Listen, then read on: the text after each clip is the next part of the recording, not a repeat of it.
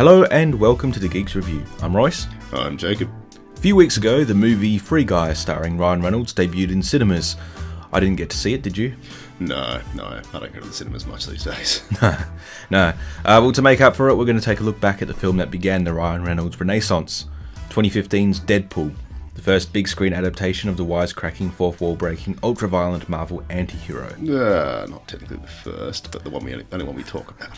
We don't talk about Origins. No, we do not. So yes, Deadpool was a long time coming. I believe there was the leaked footage, CGI footage that was leaked by an unknown party, which greenlit this film.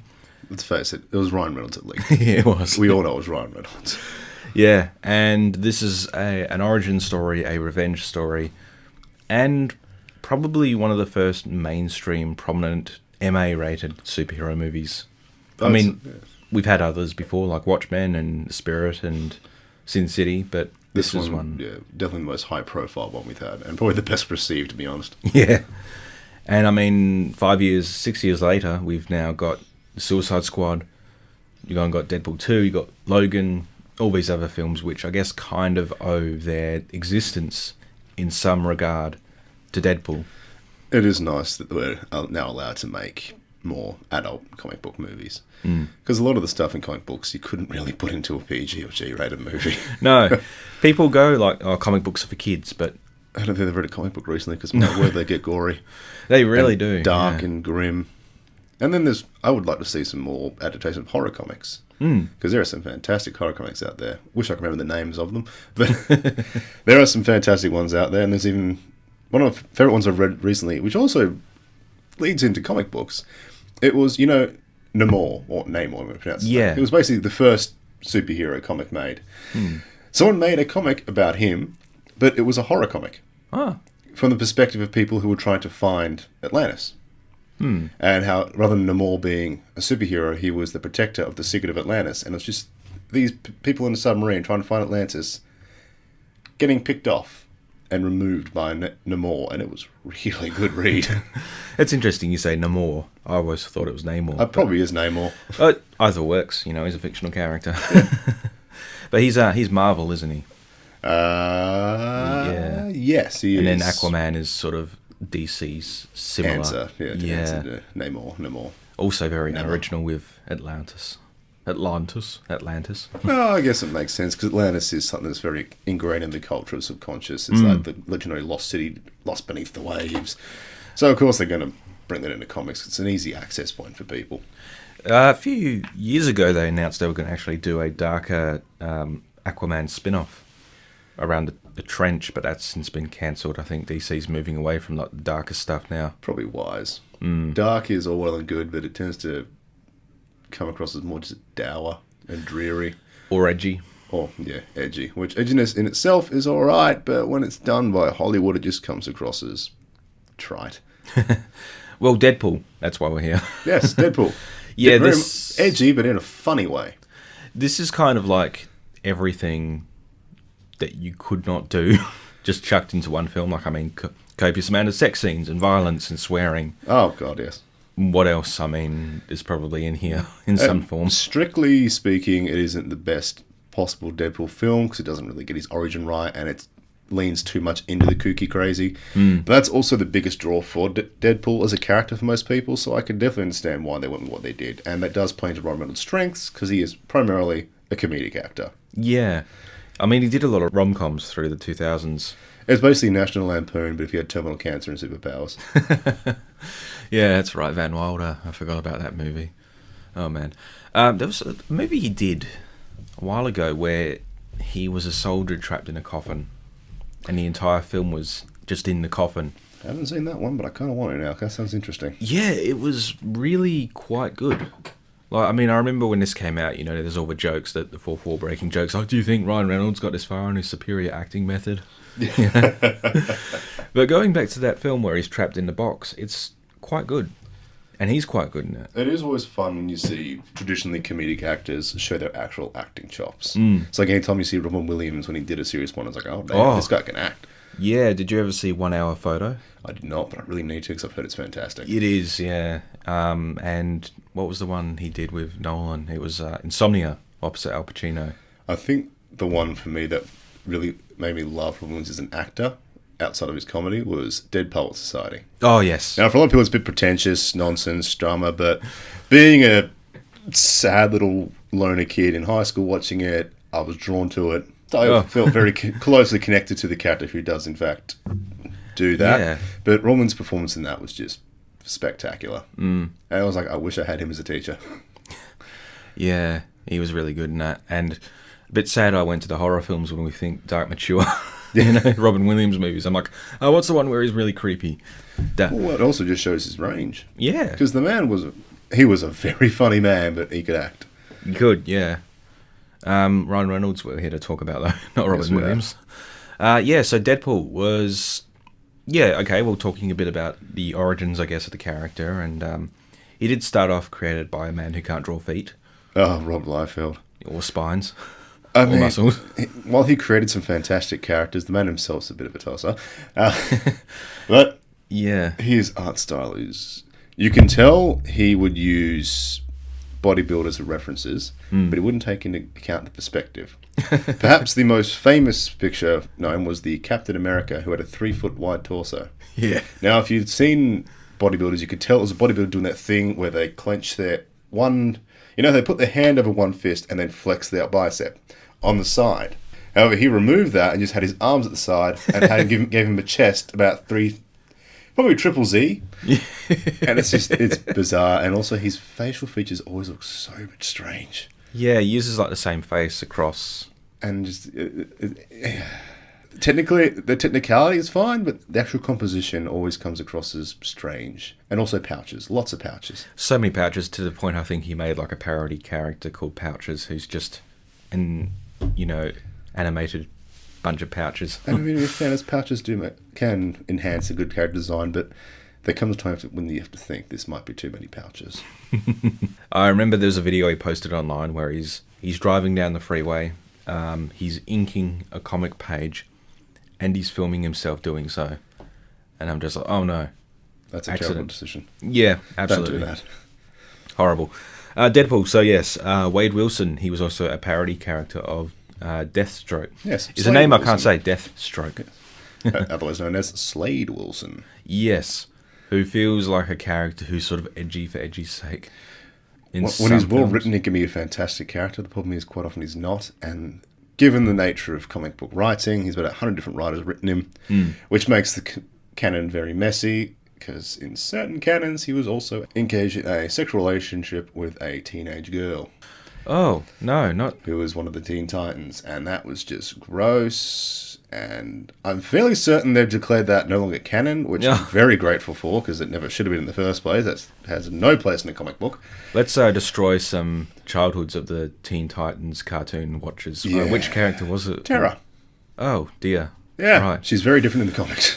Yeah, oh, they all are. Very different. Slade in the Teen Titans was fantastic. Ron Perlman, glorious voice. Oh, wow. And just his characterization for a cartoon for kids was actually remarkably dark and mature as a character, and was just a fantastic villain. Obviously, he couldn't use his sword and guns because it's Teen Titans, but he still called him by his name. Yeah, he had to be Slade. Yeah, but he was awesome. Best part of that cartoon for me. I should really get around to watching it if there is a place that does have it, because I never caught it back in the day. Yeah, it's a good watch. It's fun. I mean, it's obviously for kids, but it's enjoyable. But we're here to talk about Deadpool. Deadpool, yeah. Wade Wilson, he's a mercenary for hire, and he gets cancer, and he undergoes a procedure to hopefully cure it, or surpass it, and it turns him into like a Freddy Krueger faced, monster of a man. Visually, at least, he's still got his humour. Oh, he's still a good bloke on the inside. Oh, good bloke's a strong word. He does kill people for money, but he's still a well-humoured, caring to his people he likes kind of situation. Yeah, it's a non-linear story, this one, where you begin kind of in the middle and jump back to the beginning, and kind of... It's a film which balances, I think, the comedic tone with the more serious stuff, like the flashback when he becomes like he is kind of a bit more dramatic.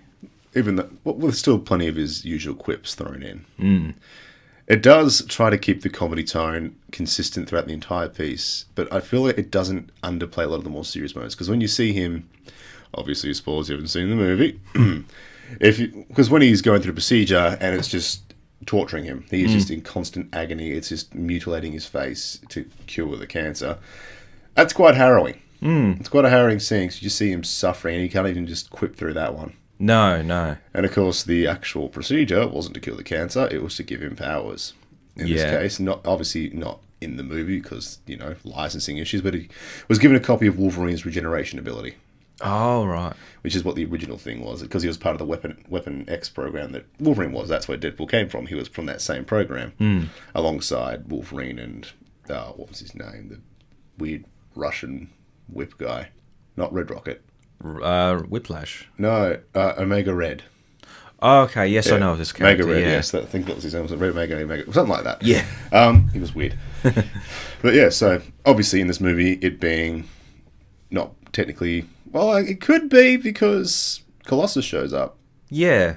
And actually, a fantastic on-screen rendition of Colossus being much better than the last one. Yeah, playing onto the whole part of, because obviously Colossus, any comic book characters had different renditions and character portrayals throughout the series, but this one played into a lot of people's favourite in that he's just the good Boy Scout, a good man trying to do the right thing, wanting to believe in the good in people, which was funny to see him alongside Deadpool, who's just a bit of a turd.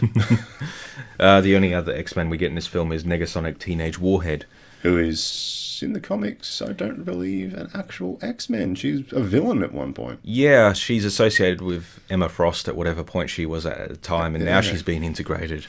But before, she was like a sort of, she was a future seer.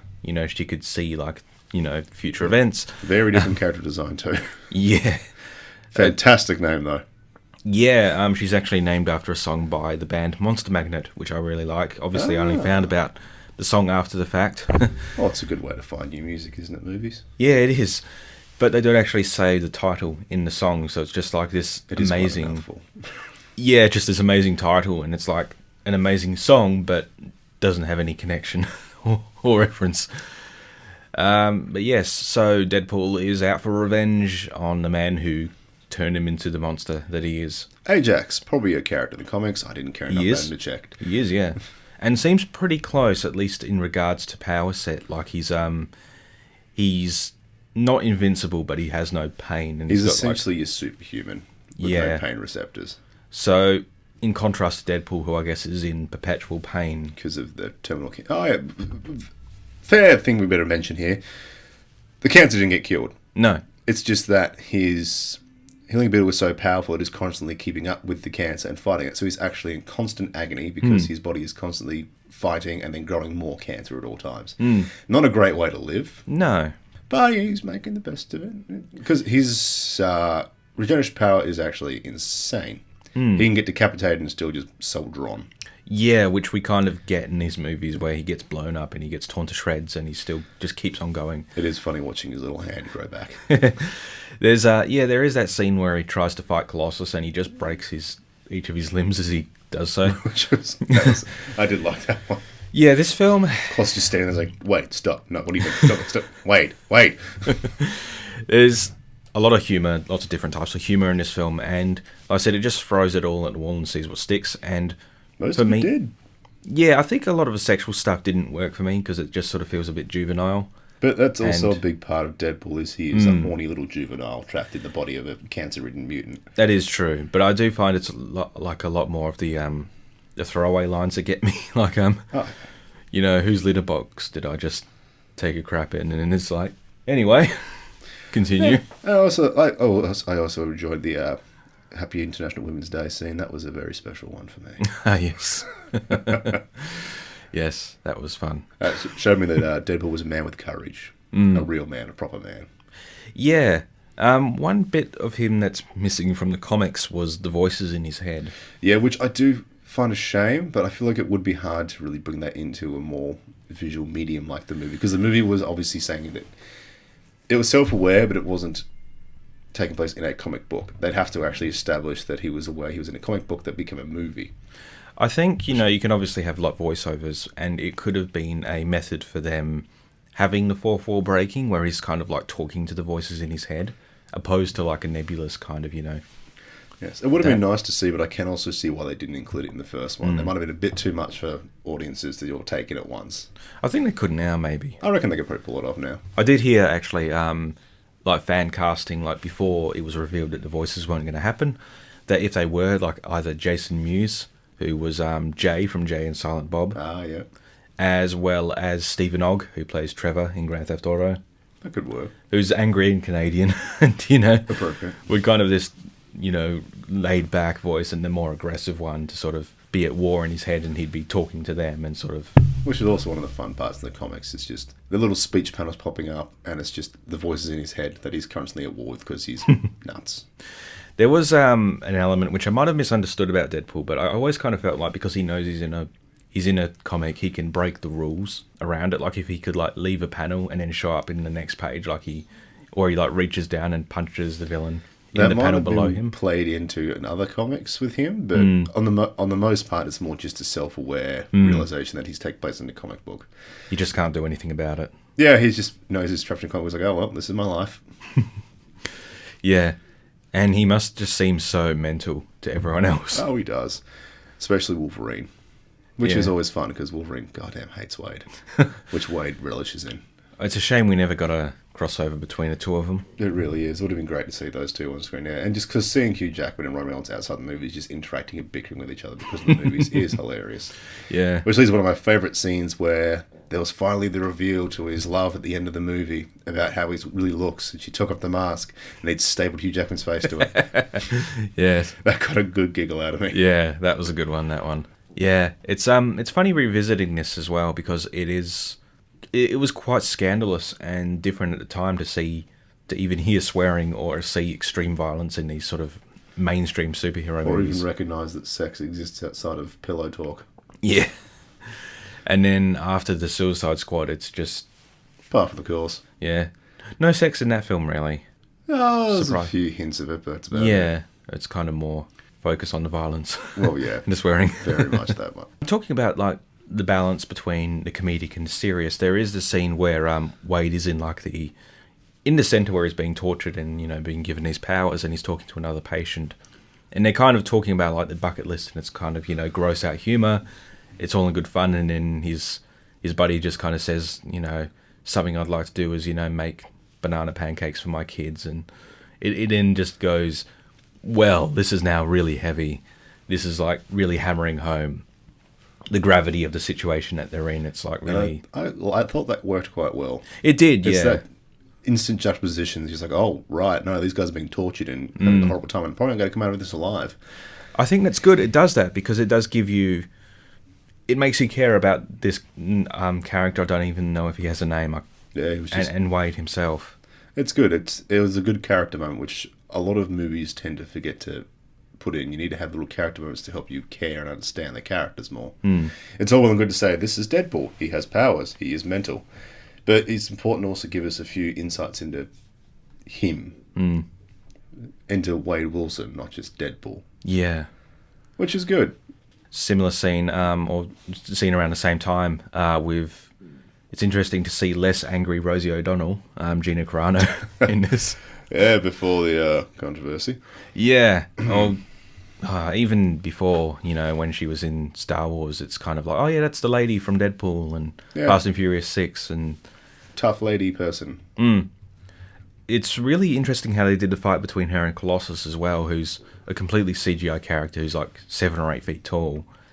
But how fully realised the character of Colossus is, how it feels like they're really interacting with each other. It was also nice to actually have a fight where it wasn't just the female gets paired off with the other female. Yeah. It was... Her character was ridiculously strong and powerful, almost unstoppable. So let's have a fight. The other character is ridiculously powerful and almost unstoppable, which makes way more sense. Yeah. It's funny watching it now, because it's like, in any other film, she would be the hero and he would be the bad guy who needs to fight, and, she needs to fight and kill. And he's like, you said, this big 7-foot-tall metal guy. He's obviously going to be the villain, but no, he's the hero here. He's a lovely fella. And a gentleman. Yeah, and he's getting beaten quite badly, and it's I like as well at the end how, even though he's trying to kill her, or at least trying to pacify her, And she's trying to kill him. Oh, yeah, because he prefers the non-lethal approach. He still saves her. Like, when the big explosion happens, he still, like, grabs her and Negasonic. Exactly. And it shows us Colossus's character as well, which is Colossus, when he's done, for me, personally, when he's done right, is a man who's all about limiting casualties. Hero or villain, he doesn't want to see people die. He just wants to stop the violence. Yeah. And that's why one of the reasons I like him. He's just a very peaceful, caring character who just happens to be a 7-foot-tall metal Adonis. Yeah. It's really good, that, and it's sort of a shame that towards the end of the series, we finally get like a more accurate, true-to-life interpretation of these characters. Because we've discussed that before on the podcast side, you know, about how much of a shame it is that we got these great castings and then nothing really happens with them. Yeah, which is always a shame, because I love Colossus. Also, this was the first film after Days of Future Past where the timeline was seemingly fixed, only to be screwed up again. Yeah, and it was also a funny little throwaway joke Deadpool made about that. Yeah. Whereas, where Colossus basically says, we're off to see Professor X, and Phil just says, Stewart or McAvoy. Yes. Which gave me a giggle, because obviously we had no idea what point in the timeline this was. No. I mean, it was hinted that, with all the technology, it was obviously in more modern day times, but given that no one ages in the other movies, who knows? Another thing as well is this was apparently quite low budget, but it doesn't look it. No. Especially when you've gone and got all those effects. Yeah, Colossus, and I think there's quite a few practical effects, which is always nice to see. The choreography of the fight scenes were quite pleasing. Yeah, it looks good. And Ryan Reynolds, you can tell this is a Ryan Reynolds passion project. You can tell he wanted this. He revels in the character. He revels in being Deadpool, which you can always tell when an actor is really into their character, and you can tell Ryan Reynolds was having a lot of fun being Deadpool. And the issue, I guess, with actor vanity, when you've gone and got a character who primarily wears a mask or is hidden under makeup as he is. I mean, you do have the origin story element where he's Ryan Reynolds as he appears, but it kind of feels like it's not like we need to have his face on screen. It feels like he's okay with being under a mask and being under makeup. It's kind of the Idris Elba as opposed to the Will Smith, in regards to like Bloodsport and Deadshot, where one's got a mask and he never wears it and one wears a mask for a lot of the film. Yeah, and it's always nice when you can actors actually try to characterize the character. They're like, yeah, he wears a mask, I guess in my face. That's cool. I'm just having a good time. Yeah. It's like anytime you see Ron Perlman. Ron Perlman has never hesitated from just putting on an ungodly amount of practical effects. That's true, yeah. Like that man has just lived in practical effects for most of the movies he's been in, and he revels in it. And he's always fun to watch. Then you got people like Tom Cruise. The only time I can think he wore practical effects was when he was secretly in... what was it called? Jack Black. Tropic of Thunder. Yes. Where he was secretly the crazy producer guy. And what was the other film he did? Vanilla Sky, where he gets like a horrific face injury and it's like barely anything. Yeah, pretty much. And then he's like normal for most of the film. Anyway. It's just very, He's like, don't touch my face. Yeah, it's that kind of vanity. I think that must really he's 5 feet tall and compensating for something. Really wears on me, and it's good that this film did that. It went and he reveled in the fact that he even wears the mask most of the time, because you can still, when he's got the prosthetics for his scary face, you can still tell it's Ryan Reynolds. Yeah, but he wears the mask a lot. He just revels in having that mask, and he revels in playing the character and being Deadpool, and it's just entertaining to see. It's just a good time. It is. It's not the perfect movie, but with how much fun everyone's having, it's impossible not to enjoy yourself watching it. Yeah. Like I said, it throws a lot at the wall and sees what sticks, and mileage might vary depending upon your taste. It will vary on your personal preference in humour, obviously. Yeah. It's very crass. It is. I'll say that. If you like more highbrow, dry humour, not the movie for you. If you like, just go in there, turn your brain off, enjoy some crass, ultra-violent nonsense, give it a watch. It's a fantastic watch for that. Agreed. Okay, so let's say Deadpool comes back within the MCU. So they go and do like another M-rated film or an MA-rated film perhaps. What's something you'd like to see done with Deadpool now that, we've kind of seen what they've done with the first film and also the second, which we'll get to in future? What would you like to see done with the character? I just want, because he's not technically a mutant, obviously. But he's always been kind of treated as an honorary X-Man. Because he always just shows up, whether they want him to or not. I would just like him to just be a wild card. Just show up, cause chaos, break the fourth wall. Everyone else in the movie is just playing it serious, playing an X-Men movie, and he just shows up and just causes chaos and nonsense. Yeah. Also, if we can get Hugh Jackman back to get really angry at him, I'd love that. Oh, that would be good. I know that's probably not going to happen, but that's a little dream of mine. That's a little... Well, Hugh Jackman is hinting at something happening. He's dropping clues, but he could just be winding us up. Yeah, it's been known to happen. It's like when we were getting hints at the new Hellboy with Ron Perlman, and it turns out it wasn't Ron Perlman at all. I respect Dave Harbour. He was a great Hellboy. Yeah. The movie wasn't great, but he was a good Hellboy. Oh, that was such a drag, that movie. Which sucks, because Dave Harbour was cool. He was, yeah. He played a great, younger, more precocious Hellboy, and I thought that worked well. But they should have had Abe in it. Yeah. You need Abe to Hellboy. They just count each other so well. We'll probably talk about that in an episode. We'll talk about Hellboy, though. Yeah, why not? Well, talk about favourite movies. Yeah. There was a suggestion I saw online many years ago, so I'm not going to claim it as my own, but, you can have apparently one F word in an M-rated movie. Yeah. So, the I idea think it's that... PG rated, you can have one F-bomb. Yeah, I think so. Whatever Planes, Trains and Automobiles is rated. But the idea that he's, like, Deadpool is, like, conscious of this fact and he's saving it up, and then, like, Wolverine goes and says it. In a throwaway I saw that post. That would be hilarious. Yeah. Anyway, that's Deadpool. Yeah. Yes. Good watch, good movie, good fun. It's on Disney Plus, and it's probably on Netflix as well. Who knows these days? Yeah, it's on one of them, Costs about the same anyway. I'm Royce. I'm Jacob. See you next time. Bye for now.